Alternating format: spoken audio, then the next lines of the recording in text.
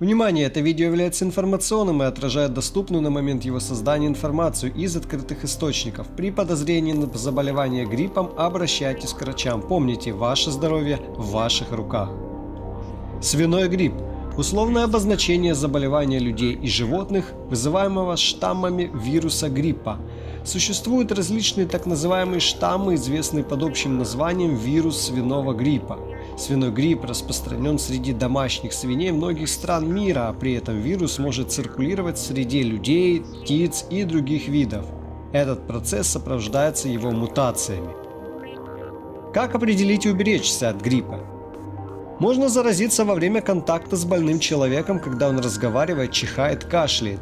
Можно заразиться, находясь от человека с признаками гриппа на расстоянии менее 2 метров.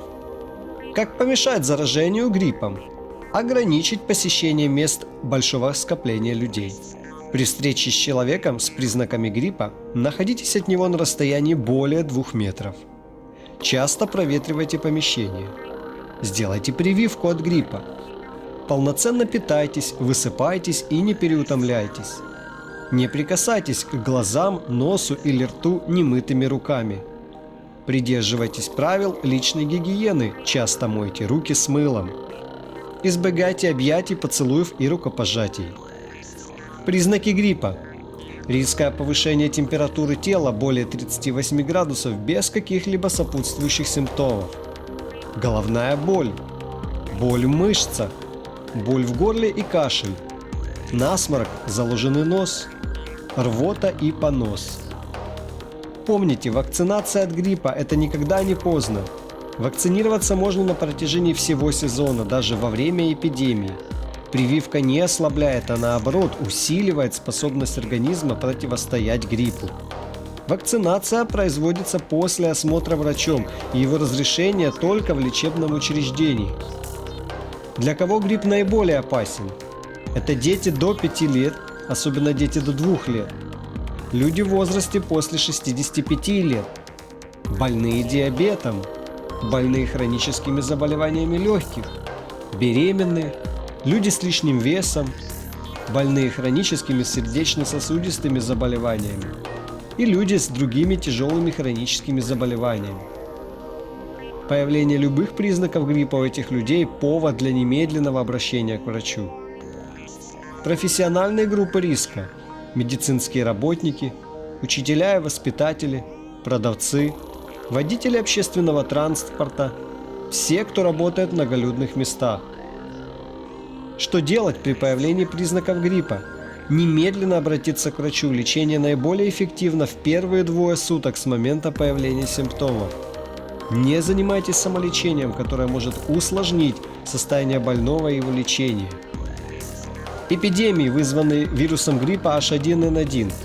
Испанский грипп, или так называемая испанка, был вероятнее всего самой страшной пандемией гриппа за всю историю человечества. В 1918-1919 годах во всем мире от испанки умерло приблизительно от 50 до 100 миллионов человек. Было заражено около 400 миллионов человек, или 21% населения планеты.